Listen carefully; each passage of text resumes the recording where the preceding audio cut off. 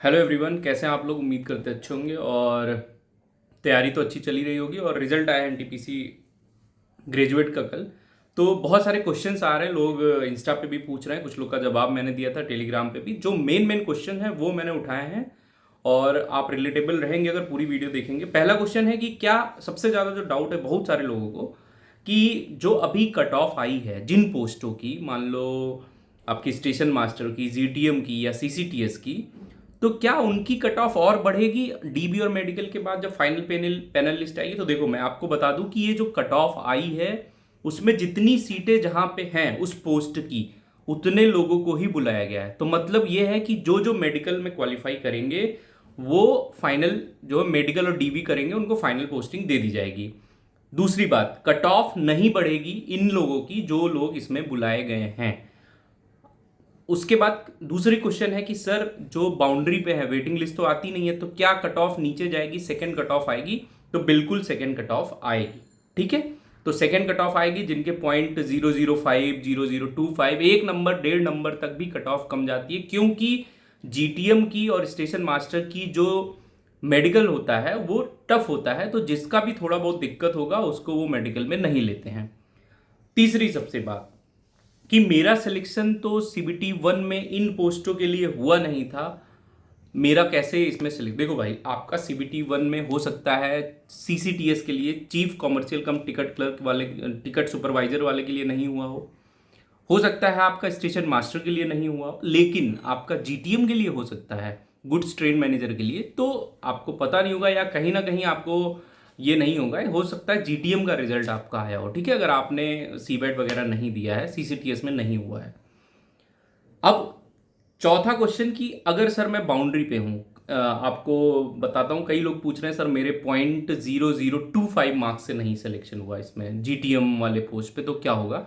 अगर इतने कम है तो मोस्ट प्रोबेबली, अगर आपके यहाँ 20-25 से भी ज़्यादा आपकी कैटेगरी में सीटें हैं तो कट ऑफ कम जाएगी 100%, ये लिख लो। दूसरी लिस्ट भी आएगी। और चौथा क्वेश्चन के बाद अब देखते हैं कि कुछ लोग बता रहे हैं कि डीबी में सर, एक बच्ची ने कमेंट किया था कि मेरे फादर के नाम में मेरे आधार कार्ड में श्री लिखा है लेकिन मेरे मार्कशीट में श्री नहीं लिखा है। देखो, श्री लिखा होने से कोई प्रॉब्लम नहीं है। श्री अगर मम्मी पापा के नाम के पहले लिखा है तो उससे कोई इशू नहीं है, उसके लिए आपको घबराने की जरूरत नहीं है। डीबी में मेजर इशू नहीं होना चाहिए कि आपकी मार्कशीट के हिसाब से आपका नाम मैच करना चाहिए, आपकी डेट ऑफ बर्थ मैच करनी चाहिए। बाकी अगर आप किसी कैटेगरी से बिलोंग करते तो जो सर्टिफिकेट है वो विद इन डेट होना चाहिए और वो अधिकारी के साइन के होने चाहिए। ठीक है। अब चौथा, पांचवा बात, की मेडिकल जो इसमें होगा, मेडिकल सर्टिफिकेट आप लोग को मिलेगा। सपोज करिए कि आपको लेवल, जब आप सीबीटी 1 दिए थे तो आप सभी लेवल के लिए सीबीटी 2 में क्वालिफाई हुए थे। अब आपका जीटीएम के लिए कॉल आया है या चीफ सीसीटीएस के लिए कॉल आया है, आपका डीबी होता है, मेडिकल होता है। मेडिकल में आपको वो वाला मेडिकल नहीं मिलता है, स्टैंडर्ड में होता है जो आपको जीटीएम के लिए चाहिए होता है। तो आपको लेकिन मेडिकल में आपका मेडिकल स्टैंडर्ड पता चल जाएगा कि आपका A2 है, A3 है, B1 है, B2 है, क्या है। तो अगर आप मान लो जीटीएम के लिए क्वालिफाई नहीं हो और आप सीबीटी 1 में सभी पोस्ट के लिए क्वालिफाई हो, JEE वाले पोस्ट के लिए भी क्वालिफाई, तो सीबीटी 2 में जब JEE की कट ऑफ आएगी, अगर आप उस कट ऑफ में क्वालिफाई हो जाएंगे तो आपका डायरेक्ट ज्वाइनिंग आएगा, फिर आपको डीबी और मेडिकल नहीं कराना है। ये चीज़ आप समझ लो, मेडिकल एक ही बार होगा, जिनका भी मेडिकल हो जाएगा उनको मेडिकल स्टैंडर्ड पता चल जाएगा। अब चौथी बात, कि सबसे इंपॉर्टेंट बात जो आप लोग के मन में चल रही होगी, कि टाइपिंग का जो रिजल्ट आएगा और डीबी होगा वो कब होगा, कितना टाइम अभी लगेगा, क्योंकि इसका रिजल्ट आ गया, ये बहुत पॉजिटिव चीज़ है। अब डीबी कब होगा इसका, और डीबी के बाद इसका फाइनल कब होगा, फिर उसके बाद JEE और सीनियर क्लर्क का रिजल्ट कब आएगा। तो देखो, आपको बता दें, पिछली बार जो हुआ था, कम से कम ये मान के चलो कि कम से कम, मैं बता रहा हूँ, 20 से 25 दिन का टाइम आपको डीबी के कॉल के लिए आएगा। जो लोग भी हैं, तो आप जो भी हैं डीबी में, जो भी प्रॉब्लम है आपके, वो सारी चीज़ें आप लोग सही कर लो। थोड़ा बहुत बेसिक प्रॉब्लम है तो एफिडेविट वगैरह बनवा सकते हो। ठीक है। अब 20-25 दिन मैं कह रहा हूँ डीबी के लिए कॉल आएगा। तो मेडिकल में क्या होता है, कभी कभी किसी किसी का मेडिकल 1-2 दिन में हो जाता है। ठीक है, मेरा तो 1 दिन में हो गया था। हमारा मेडिकल स्टैंडर्ड चूंकि JEE के लिए कम था, लेकिन इन लोगों का मेडिकल में थोड़ा बहुत प्रॉब्लम आती है, कभी कभी 1 आध हफ्ते भी लग जाते हैं किसी के मेडिकल में। तो ये मान के चलो कि 30 से 45 दिन का टाइम इनके डीबी और मेडिकल में जाएगा, ठीक है।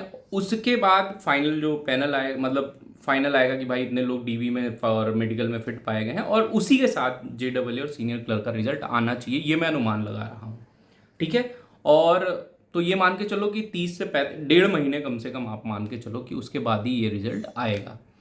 अब बहुत सारे लोग पूछ रहे हैं कि सर कितनी कट ऑफ टाइपिंग की कम जाएगी। देखो 2-3 चीज़ें मैटर करती हैं। पहली चीज़ तो देखो, अगर आपके दिमाग में ये चल रहा है कि टाइपिंग की कट ऑफ कम ही जाएगी, तो सपोज करो कि कोई बच्चा CBT 1 में CCTS की कट ऑफ चूंकि ज़्यादा गई थी, वो क्वालिफाई होता है, और कोई बच्चा CBT 1 में CCTS की क्वालिफाई नहीं होता, लेकिन वो JEE और सीनियर क्लर्क कम टाइपिस्ट के लिए क्वालिफाई होता है। अब CBT 2 में ज़रूरी नहीं कि उस बच्चे का CBT 1 में कम मार्क्स आए तो CBT 2 में भी कम मार्क्स आए, ठीक है। तो हो सकता है उसके CBT 2 में ज़्यादा मार्क्स हों, और आपके यहाँ टाइपिंग की पोस्टें कितनी, इस पर भी डिपेंड करेगा।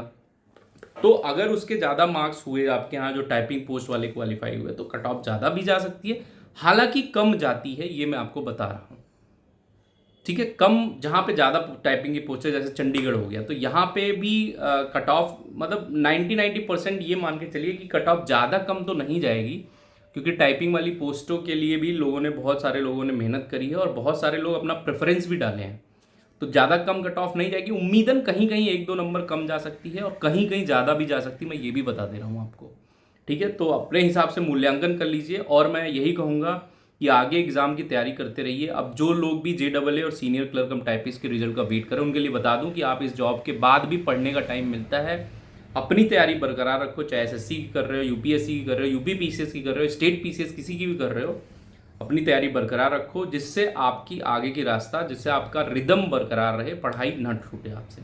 बाकी कोई भी क्वेरी होती है तो आप टेलीग्राम पे जुड़ेंगे, मैक्सिमम क्वेरी वहाँ पे सॉल्व हो जाती है। फिर भी कुछ बचता है तो आप इंस्टाग्राम पे पर्सनली मैसेज करके आप मुझसे बात कर सकते हैं। चलिए पढ़ते रहिए, ऑल द बेस्ट।